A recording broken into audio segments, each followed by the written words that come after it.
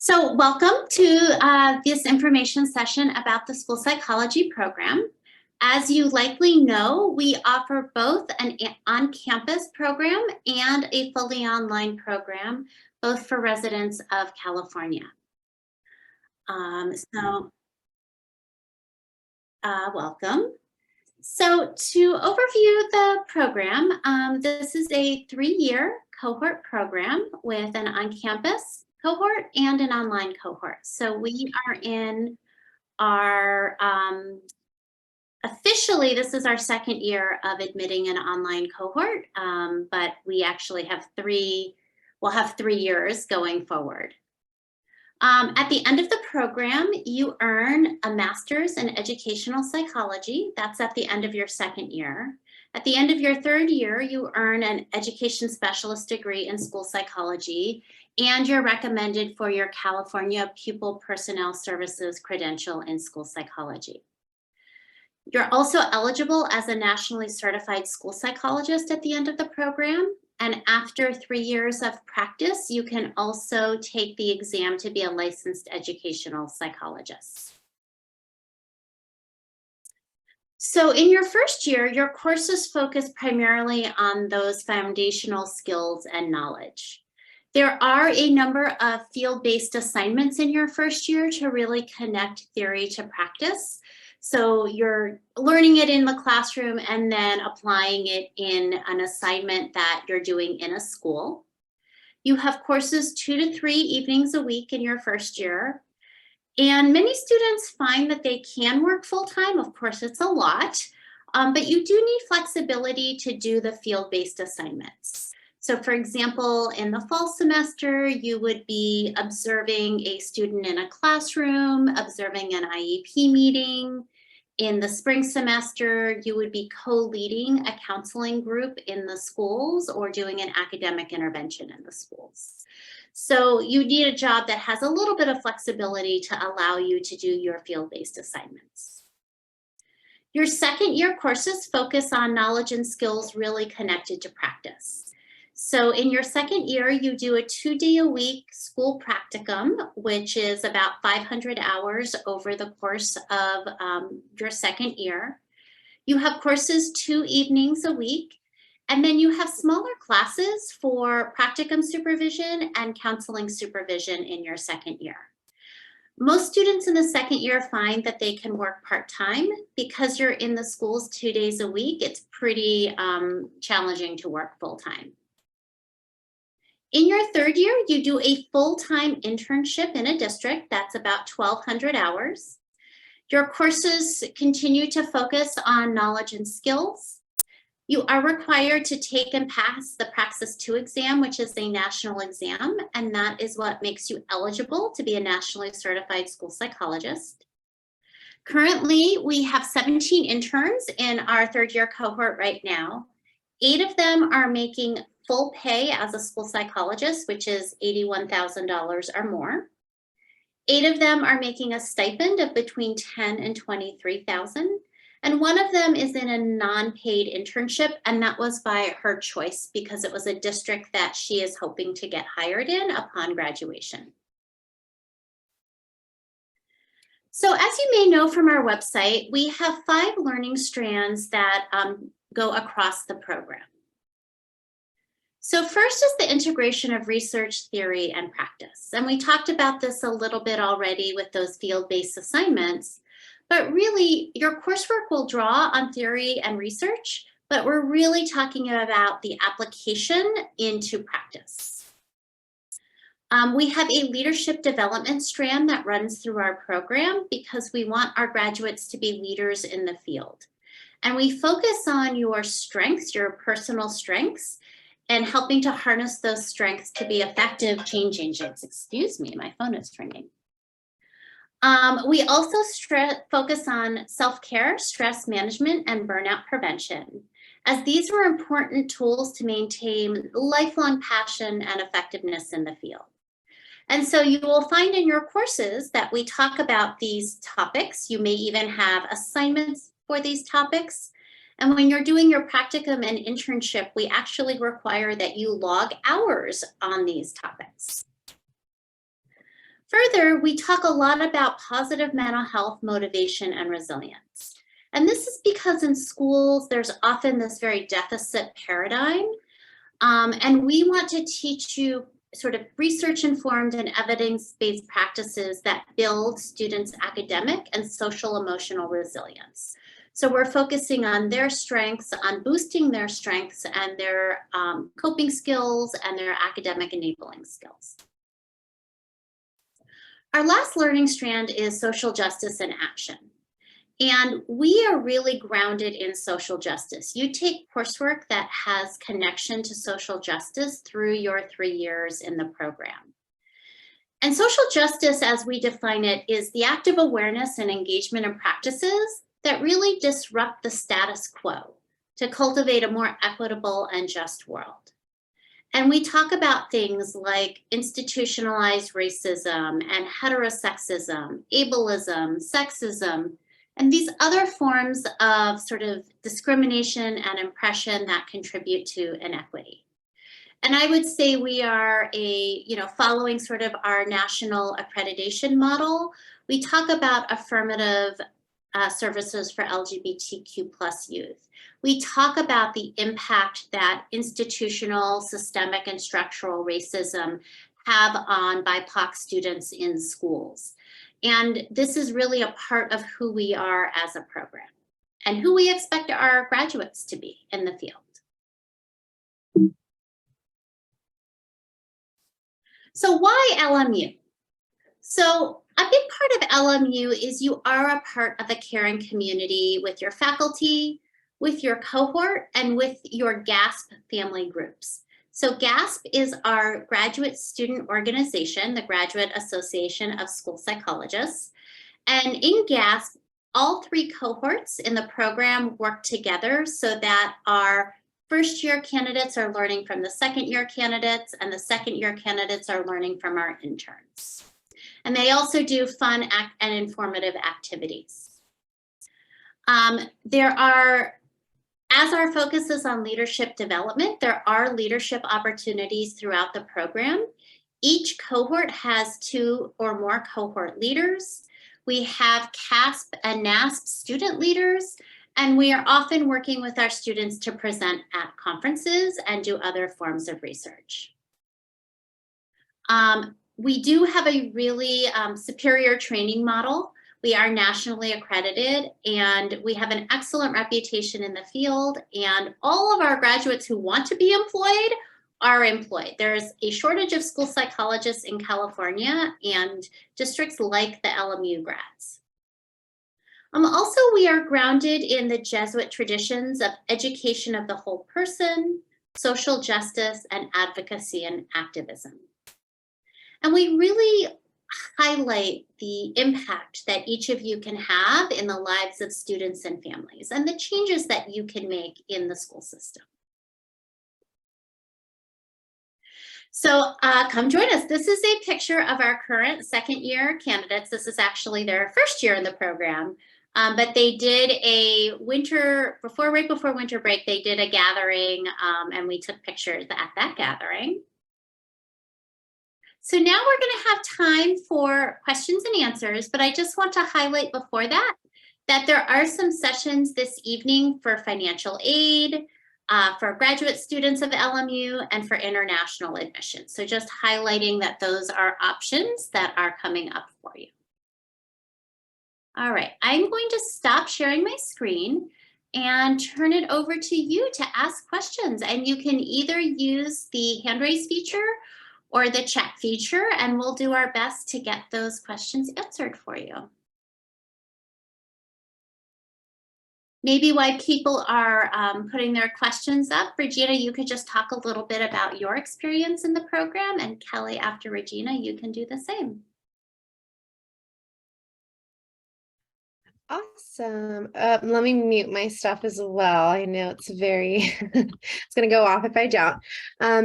Hi, everyone. My name is Regina Gonzalez. I am a year 2 student currently.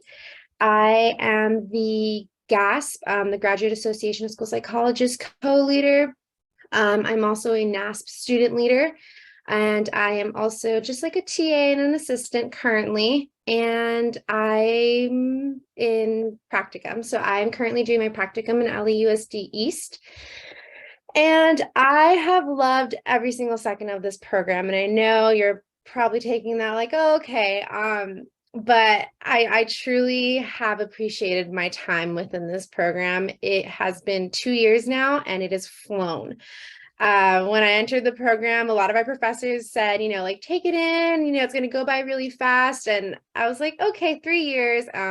But they were right. It flew and I've learned so much. If I were to say, compare myself to how I was when I first started the program to now, it's honestly shocking to me. There's so much knowledge and so much preparation that this program provides to you as to be competent to be a school psychologist in the current era that we are in, especially post-COVID. We've learned to kind of navigate and just work with what we can. And that's super important, especially because we live in Southern California. We have a lot of diversity, a lot of needs. And, the social justice component is huge. I really was gravitated towards that within this program because, again, that component of being within Southern California alone, there's so many cultures, diversity, and we want to be able to assist all of those students, no matter what background they come from. So I really, truly appreciated that. And I still continue to see within the program. And within my practice alone, I talk to a lot of students and a lot of people within my practicum experience, and I just feel very prepared. And I know that might sound very vague, but truly this program does a lot for you. And I've cherished every moment. And my next year is probably going to fly by just as fast as Callie's 2 months are coming to an end. So Callie, I'll let you go ahead and continue. Hi, everyone. My name is Kelly Hugo. I'll keep it short because I see that, Rachel, you have a question, and I know you all want your questions answered. So my name is Kelly Hugo. I'm in the 3rd cohort. I graduated in less than 2 months, which is absolutely crazy. I started like fresh pandemic, June 2020, and so it's been a crazy 3 years. But I second everything that Regina says about the program and just how amazing it is and how much I've grown and how prepared I feel starting my career in only a few months. One of my favorite things about the program is really like the community feel within our cohorts, and even starting during COVID and having most of my time being virtual and then some in person, like just the bonding between like our members and being able to rely on each other and support each other has been one of the best parts. And I know that I've made like lifelong friends and like colleagues, of course, too, that I can always reach out to, including the professors as well. I even just emailed Dr. Fisher like 2 weeks ago about a question I had about internship and, some referrals for like outside therapists that I could suggest to a family. So I know that just the community feeling within the program, and not just us like cohort members, but even the faculty is something that's so unique. But I see that there are questions, so I'll stop talking about my experience now. Well, and we can have you jump in more. Rachel, we'd love to hear your question. Hi, thank you. The program sounds super interesting. I was wondering how competitive it is, and also what you look for in like applicants, like what would make an applicant stand out? So that's a great question. I mean, we definitely look to have cohorts that bring in sort of a diverse group of candidates, because there's so much learning that goes on from each other. So I wouldn't say there's one thing that sort of makes a strong candidate. It is definitely an academically demanding program. I think Regina and Kelly would acknowledge that. So you do need to come with sort of that foundation of academic skills. But also we look for people who have experience working in schools and sort of know that school culture. People who have some kind of demonstrated commitment to diversity, to social justice, to have those kinds of experiences, since that is a big part of what we promote within our program. I think people who understand the field, I know that sounds like sort of a silly thing to say, but since I read all of the essays that come in, I would say some people maybe aren't as familiar with the role of school psychologist as we would like them to be, since it's a big commitment and it requires sacrifices to be in graduate school. And so we want people who are sure that this is what they want to, the career they want to go into.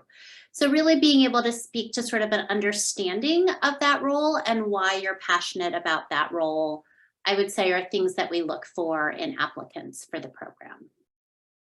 And we want cohorts that get along well together, right? So we want people who want to be part of a group, who want to help each other and support each other as part of it. I call the cohorts like the phrase rising tides lift all ships, because truly the strongest cohorts are those that help each other, support each other, look out for each other. It's a demanding program, and that's an important part of being successful in the program. Even from my own graduate training, I had that, and that was a really important part of my own graduate training. Okay, thank you so much. You're welcome, Rachel. Angela. Hi, I have two questions. So one of the question was that when I went online for the school supplies, I saw that for us to start the program, we had to start some session. But I saw that one of some sessions started 2023. My question is that mandatory for us to start some session before we start the program? If you do, how? So my process is look. First answer that question. I actually just said the question. Okay, so yeah, so our program is a cohort program. So everybody starts at the same time and goes through the program at the same time. We start in summer session 2, which is usually the end of June, beginning of July, and it's a 6-week summer session, and it's a 1-unit course that you take. It's an introduction course in that first course is. And you can see on our website our outline of courses and when those courses are offered.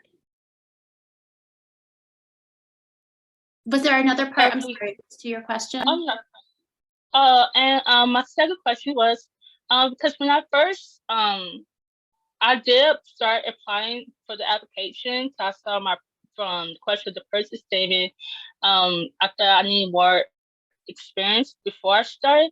Not for that, you did pretty much answer that, for you do want to see some students that already have enough experience before their application.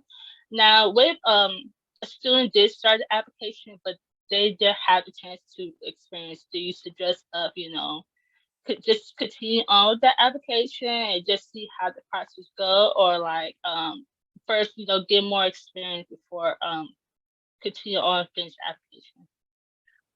Well, I mean, there's sort of a couple parts to that. The first part is we have done our first round of admissions interviews already. Our priority deadline is the first Friday in February for applications. And we don't know yet if we will do a second round of interviews or not. Last year, we did not. The year before, we did. So if we have space left in our cohort after April 15th, then we do a second round of interviews. Usually it's one interview group. So it's hard to say if we'll have space left in the current cohort or the cohort we're admitting for. I would suggest reaching out to SOE admissions. Cheryl Hugo, who's on this Zoom, is one of the people, and she can help you sort of make a decision about whether to continue to apply for this year, or if it would be more to your advantage to get that extra year of experience and then apply to the program. Okay, and for this year, is this for fall 2023 and spring 2024 for the application for to start the program? We only admit two cohorts a year, one for in-person and one online, and all of that is the same admission process. We don't admit for fall semester or spring semester. We only admit for summer session. Okay. So there's only one applicant, you know what I mean? One sort of admission cycle each year. Yeah. It's a cohort program. Okay, yeah, because I saw online it just said for some session for 2023. That's why I saw online. So I just want to just double check the whole thing. Yep, that's when we start, each cohort begins. Cheryl, did you want to chime in? Angela, yeah, you go ahead and email us at soeinfo@lmu.edu, and we can set up a meeting and discuss, you know, your options a little further. Okay, great. Okay. Thank you. Yeah. Yeah, Dr. maybe Fisher? Cheryl, you can put that in the chat, the email address. Will do. Somebody asked in the chat though about research. So I don't know if you want to respond to that or someone else. Sure. So how many individuals per cohort? So we admit an in-person cohort and we admit an online cohort, and we try to have between 16 and 20 per group. So your class size is no more than 20, and oftentimes smaller than that. So for instance, for practicum supervision and for internship supervision, we cap each section at 10. And for advanced counseling seminar, we cap each section at 7. So no more than 20 per class, and then even smaller for 6 of your courses in the program. Prior research experience is fantastic to have, but it is not a criteria for admission to the program. It would be considered in terms of your overall experience. But I would say if you're picking between like experience in a school and experience doing research, we would probably prioritize experience in a school. Although research experience can be really valuable too if it's connected and related to children, adolescents, school systems in that way. Okay. Yes, so Kelly put some stuff in there in the chat too for us. Anita, did you have a question? Yes. So if and I just, it's clarification. So if you missed the applications deadline or the second round of possible interviews for this upcoming application or year, which will begin at the end of June, then the next year will be around the same time next June. Is that correct? Is that how it goes? Yes, so our priority application deadline is always the first Friday in February. And then we do accept applications through March 31st. But Okay. between that first Friday of February and March 31st, we don't guarantee that we're going to do another round of interviews. Okay. Like I said, last year we did not, the year before we did. So you can still apply for this year.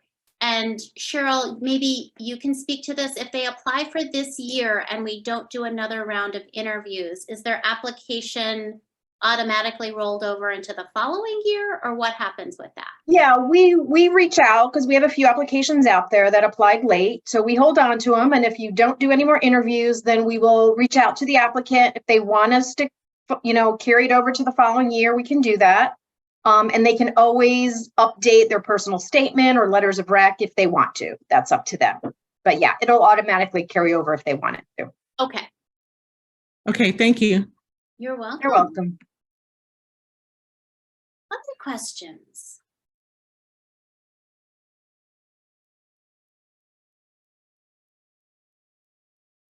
I have another question, if that's okay. Sure, Rachel, go ahead. Yeah, so I'm currently working as a research assistant for taught 2 and 3-year-olds in language and cognitive development. I'm looking to see if I can also get experience working in schools, like you mentioned.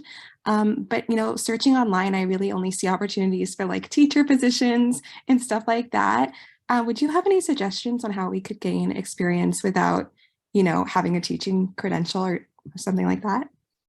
Sure, I'm happy to answer that. And then maybe Regina and Kelly, if you have ideas too.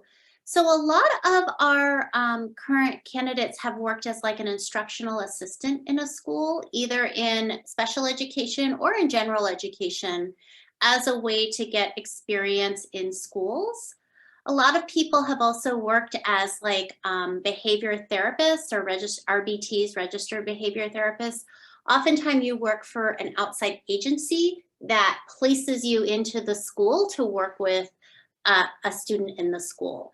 And those are positions the instructional assistant and behavior therapist that you can often get either even before you've gotten a bachelor's degree or with a bachelor's degree, whereas like a teacher requires additional schooling in order to qualify for those kinds of positions. Also, another way to get experience would be to, your local district, is to reach out and see if there's a school psychologist that you can shadow or volunteer in a classroom, just to really sort of immerse yourself a little bit more with what it means to work in a school, what the benefits are, and also the challenges are. I mean, I've worked in schools for so many years, and I really like that feel like of the school environment. And I think it's important to know if that's a good environmental fit for you.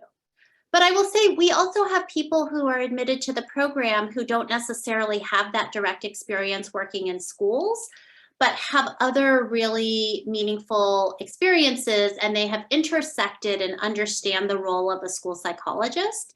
So it is not by any means like a requirement, but it is definitely can help you both in terms of applying for the program, but also just in being a school psych grad student and having that experience.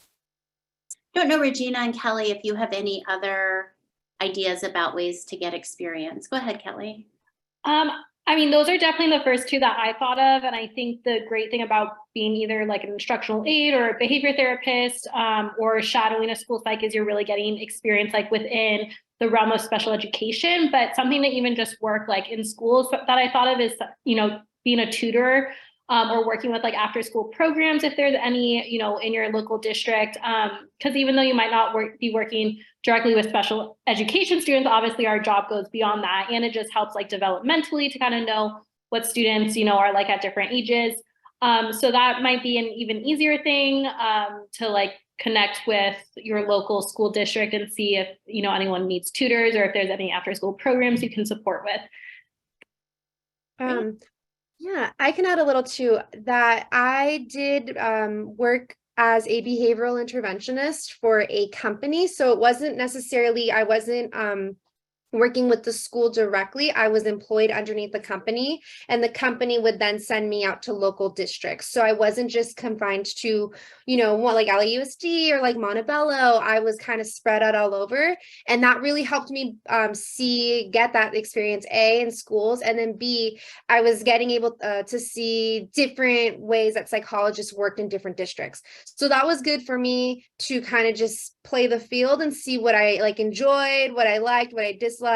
And again, connecting with a lot of school psychologists, because even though you may be a behavior assistant, most of the time you're working with psychologists and the special education teacher. So just kind of putting yourself out there a little bit while you're engaging in these and finding the psych that's on campus or someone who's kind of in the same field and picking their brain a little bit and seeing how they enjoy the profession. And so really when you get to these, you know, experiences, make sure that you're putting yourself out there and doing that little extra effort to ensure that you're really taking in, you know, all of those opinions and making it your own, really. Amy, Ami, I'm not sure. Do we do the French pronunciation?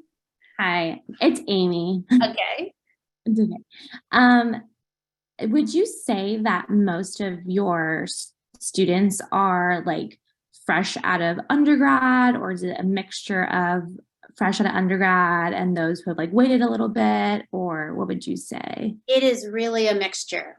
I mean, and with the online program, we are getting more, I would say either second career or later in career applicants as well. So we always have some who are, you know, finishing, they're, you know, a senior and they're finishing who are applying. And then we have probably the most who are a year to 3 out of undergrad, and then another group now who are a little bit older and have had more life experiences who are applying. So we get all of it. That makes sense. Yep. Just because it's been a while since I was in undergrad, and I had like experiences while I was in undergrad, but then, you know, when I entered the real world, I went in a different direction, but I'm like getting pulled back into psych just because it's I realized that's where my passions lie. So I was like just wondering, like, would my experience still be relevant even though it's been like 4 or 5 Yes, years? the answer is yes. And we've had a number of candidates in the program who have taken a similar path where they did something, you know, in undergrad that was connected, and then maybe did a different career for a while and then just figured out they really want to work with kids or, you know, do that and have come back. We've also had people who didn't study psych as an undergrad, worked in a career, realized they weren't fulfilled, went back and took prerequisites, and then applied to the program. So there isn't one right pathway that brings you to the program. Okay, thank you. You're welcome. Kayla. Hi, I have a question. So I think I've discussed like before, I think for what you were mentioning, like ABA therapists and stuff like that, and shadowing a school psychologist. I've also shadowed clinical psychiatrists, like stuff. And I've been, told that as well as like my labs, I'm in school psych, like that. Like what is really key is to work in school, but I know like that is still considered that's considered experience still, but I've been told that it's a good idea to be like maybe like a TA, special ed paraeducator. Like I'm like that is probably what a lot of grad schools are like looking for. Like that's like the main one. If I'm not sure if that's like correct. And which I haven't yet. I haven't done that yet, but I was like thinking about doing that, if that's right. So I can't speak for other graduate programs. And again, people come to our program with a wide variety of backgrounds and experiences.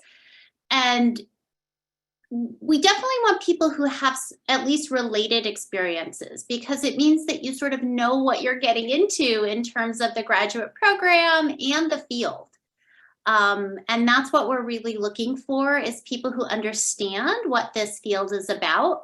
And that can come from, there isn't one right pathway to those experiences. Oh, okay. Yeah, I've just been told like school setting, but at the same time, because like I've seen, certain like college, certain grad schools, like they want school setting, but then certain other grad schools, like they're more open, like what you were saying. So I was just like concerned about that.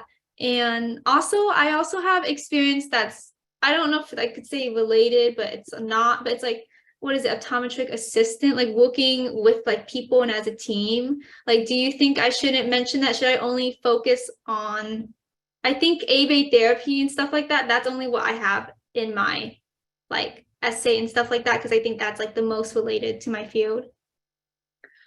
No, I mean, I think you can draw on your experience. And I know for our program, I can't speak for other programs, we do ask for your resume as well. And we do look at sort of, have you had other kinds of work experiences? Because sometimes those other work experiences, as Amy said, help you to figure out like what you're really passionate about. And so it's all part of sort of who you are as a whole person. There isn't sort of one thing that would be the right thing or the wrong thing. It's about sort of how you put all the pieces together in your application. Oh, okay, thank you. You're welcome. Amber.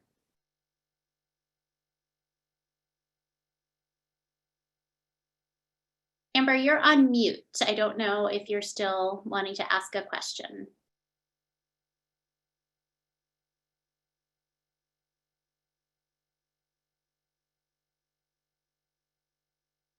I'm sorry. Yes, Okay. I did still have a question. My iPhone hates when I'm on Zoom, so I apologize. So I wanted to know, how feasible is it for potential candidates to work full-time?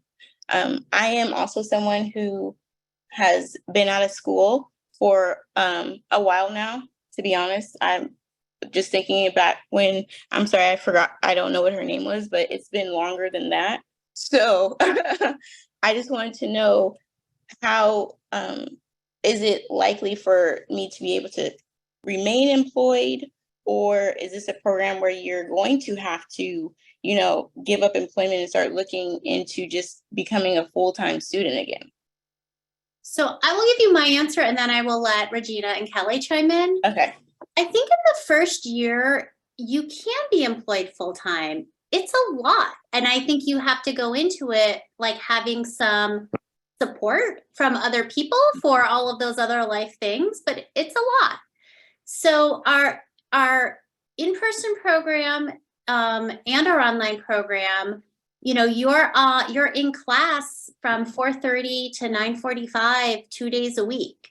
Like it's intense and you have a lot of work in between. So if you're good at time management, if your job has some flexibility, because you will need to be in the schools to do some of those school-based assignments in your first year, you can do it. You recognize it's a lot and that you're going to make sacrifices along the way. In the second year, it would be virtually impossible to work full-time because you're in the schools at least 2 full days a week. And then in your third year, you're full-time in the schools. Regina, Kelly, do you want to chime in on working? Yeah, I will definitely say full-time, it's feasible in your first year. I had a lot of cohort members be full-time students while simultaneously doing first year. Second year, Dr. Fisher's right. You know, you have to have that flexibility with your employer because you're going to have to commit at least 2 times a week to practicum. And again, that's varied based on what that looks like for you for practicum experience, because districts are different and their expectations and requirements are different. But I do have a lot of cohort members who are in our second year and they are very strict on their schedule when it comes to practicum these days and work these days. I also have a lot of classmates who are working on the weekends, but again, that comes with that ability to make those sacrifices and ensure that you're navigating and making sure that your organization and your time management is just pristine. And I promise you, while you're within this program, you will get good at it because you have to be. So with time, you know, and I would say, I don't know about third year, it's virtually impossible, I would say so, but Kelly, you could speak on that.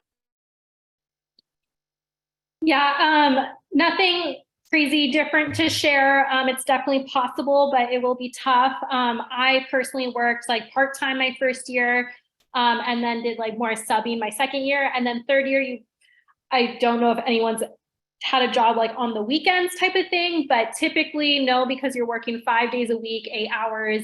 If usually more than that too, because as interns, you know, we have our school assignments and our work assignments, but you can, you know, there's obviously paid internship opportunities, like for, you know, especially if you need it for financial reasons, that would be an option your third year, since the odds of like working a job are not very high. I know one person, a lot of people worked in my program, and one cohort member of mine was like a full-time teacher her first year. I'm not exactly sure what she did the second year, but it's definitely possible. You're just going to have to, you know, I would recommend being upfront with your employer about field work, especially that first year, because there will be like about an hour a week. And I know that was a little bit, you know, something that some of my cohort members like didn't have that conversation with their employers early on, because school does come first. So just like something to have a conversation with your employer from the beginning, but it's definitely doable. I had a question about like the second year on the 2 days a week, and with the different districts, do we get to pick the school district in which you guys wanted to work, or is that something that's assigned? Because I work right now, I work through the regional center, so I'm a service coordinator. So I work with a lot of districts, to be honest with you. And I work with a lot of kids right now, and I'm at IEPs all of the time. So I kind of have an understanding of what that would look like in regard to that. But I just wanted to know, are we able to decide which district that would be you would want to go to, or do you guys make suggestions? You do get to decide, so long as we have vetted the district and that they can meet our standards for training, which is basically like the level of supervision, the experiences that you can have in that district. So we have districts that we already have partnerships with, but we are every year growing that list. So we definitely give you flexibility in terms of the districts that you're working in, so long as they do a good job supervising our fieldwork students. Would you say that the school districts are more of the local ones within the area? So with the online program, it's changing. So yes, primarily we have the districts sort of in Southern California, but we're forming partnerships all across the state at this point, and that will continue to grow. I'm going to be very honest. I'm going to be an in-person person because online just does not work for me. Okay.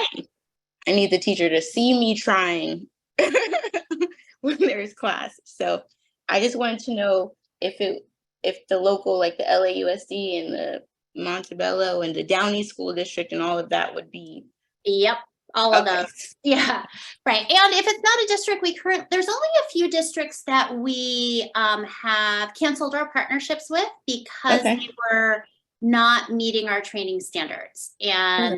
But most districts, if they have a fieldwork training program, we will develop a partnership with. Yes. Okay. Great. Kelly, other Kelly, not Kelly Hugo. Hi. I think this is probably a little bit more directed toward Regina and Kelly. I was wondering what the most challenging aspect of your experience has been so far, and then also like what your favorite experiences have been.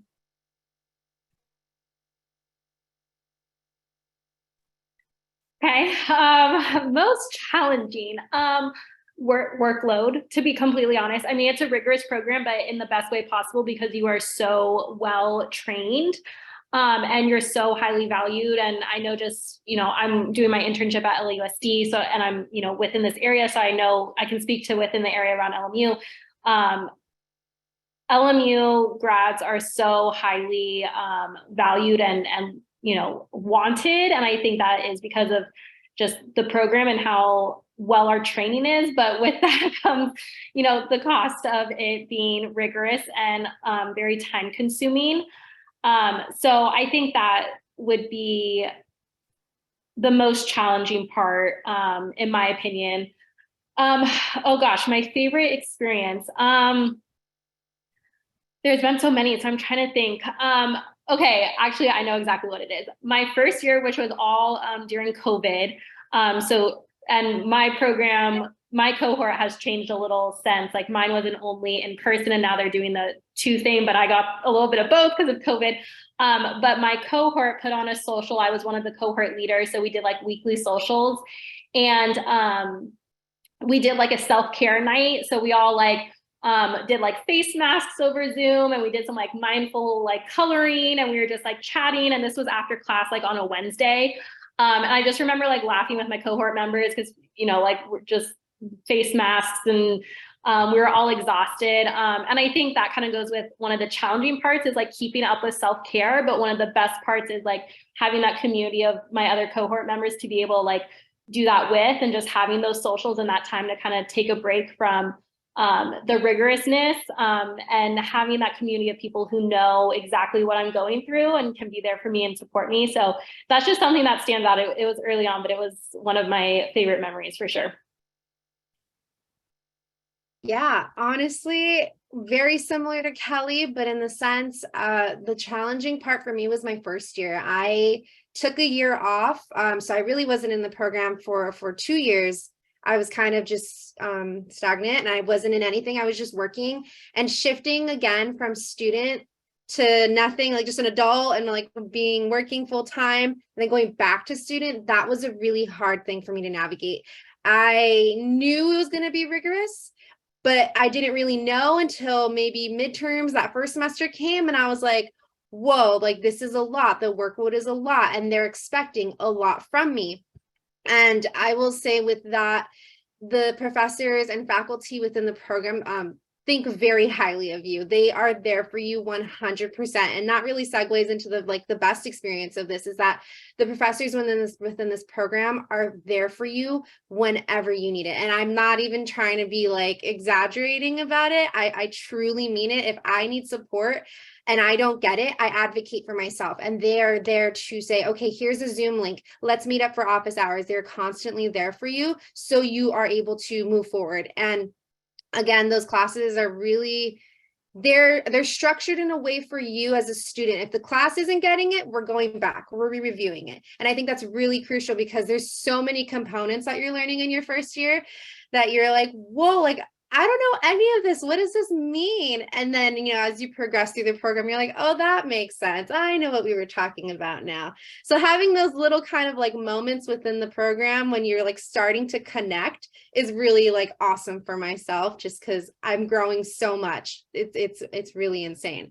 And then I would say another part is, you know, I really like being surrounded by a lot of my peers who are very different than I am in a lot of ways, but we share a lot of the same values, and we're experiencing this like life event together. And it's like, I know it sounds a little corny, but like those bonds that you form, you guys, we're going through 3 years of just trucking along and group chats and Zoom meetings past 10 p.m. Like, those are the memories that I'm going to hold on to, because I'm gonna be like, man, like, I miss grad school. I already miss it a little bit, but not too much, but I miss it. So truly, it's really making it, you make the program whatever you put into it.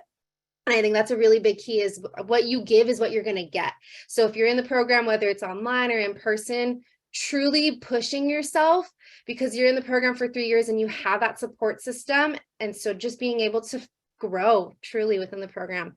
And I know there's a lot more than just the pros and the cons, but No, yeah. but your cohort, they are your lifelong like friends and colleagues. I mean, school psychology is a small world. And I've had our graduates, like their first year out, like email me and say how much they miss graduate school, because they miss that, like, you know, just seeing the same people and having those people to talk to and, you know, support them. You know, they miss the support of the program when they're out in the field sometimes. But that's part of the benefit of the cohort model, is these are people that you will stay in touch with for your whole career. So, yeah. Awesome. Thank you so much. Real quick, kind of just to piggyback off of that,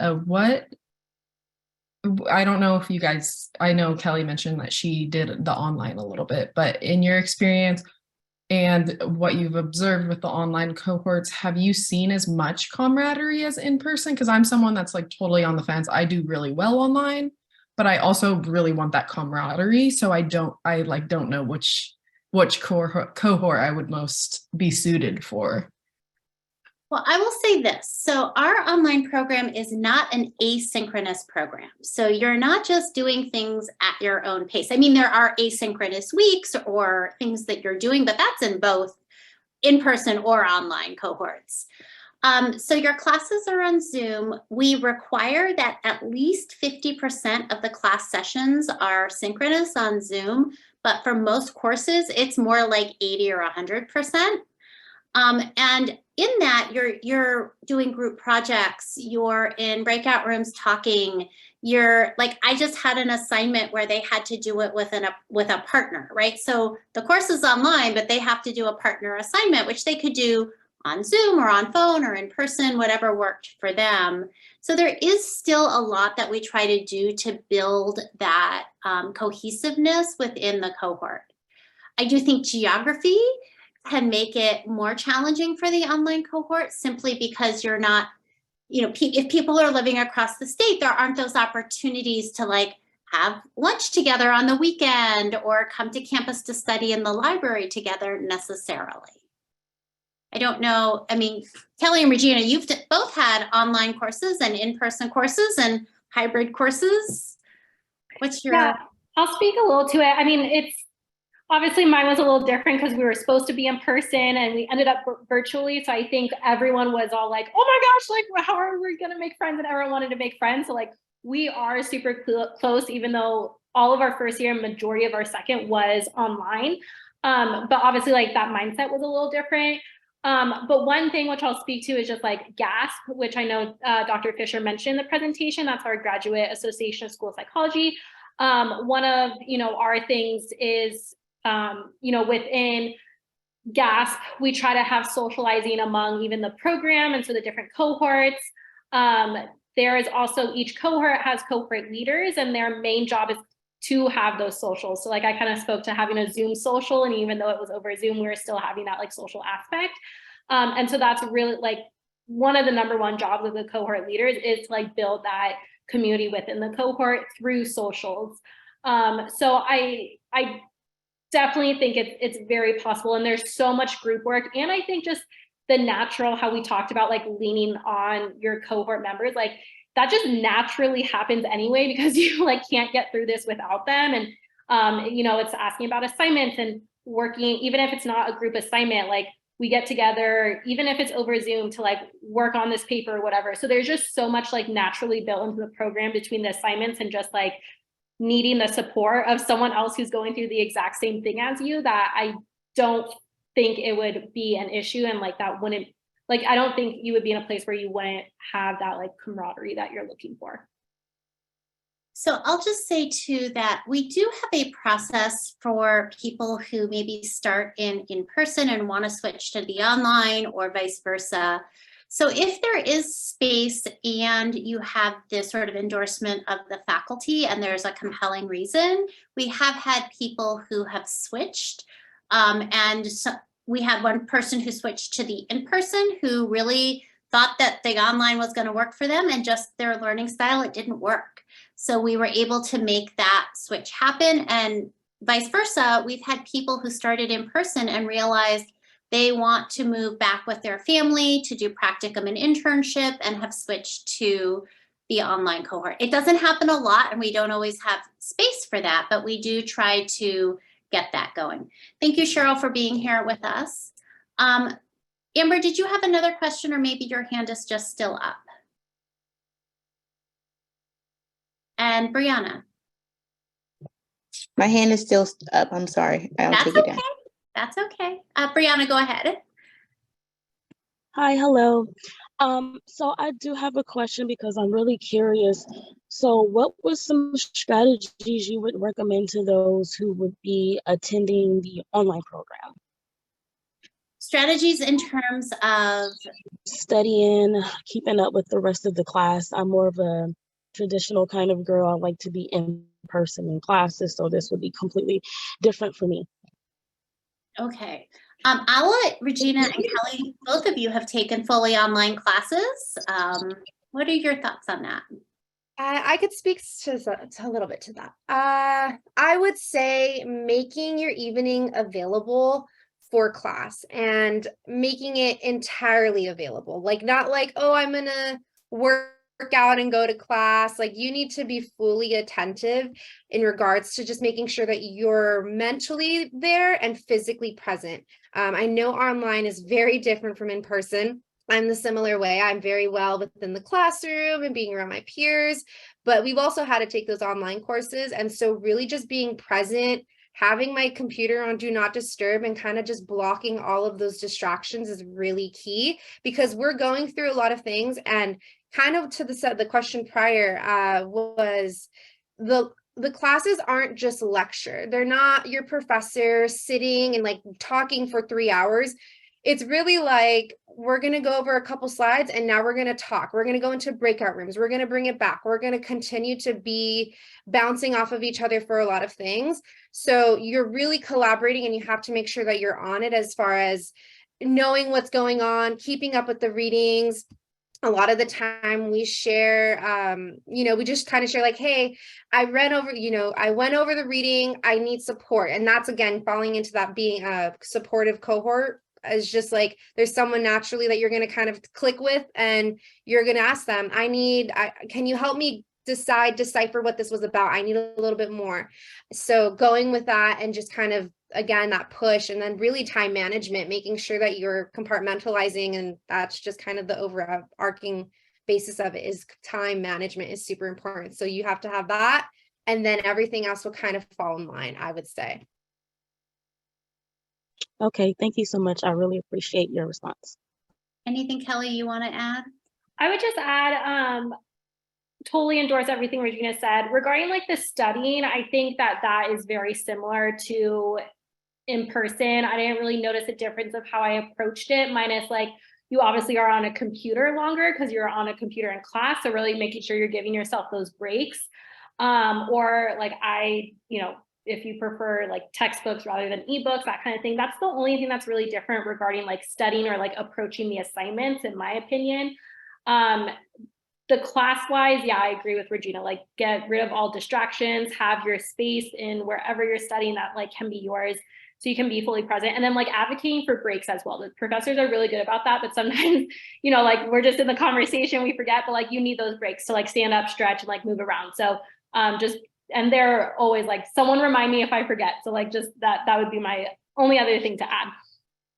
I also think too, because all of the field work, the practicum, the first year field work assignments, the practicum and internship are all in person, right? So I think when you started and everything was online, it was particularly challenging to be then on Zoom for, 6 hours on a Monday evening. I do think there's a little more balance now with that. So yeah. Any other questions? We're almost out of time for today. Cheryl did put all of the admissions information in the chat, the SOE info email, the link to schedule a virtual appointment with admissions team. And Regina put her email in the chat if anybody has follow-up questions. And Regina is she's one of our program graduate assistants. So this is, I'm going to say part of her work, but a part that she loves to do. But one of the things that we do have our graduate assistants doing is answering questions and talking with people. Anything else before we say goodbye?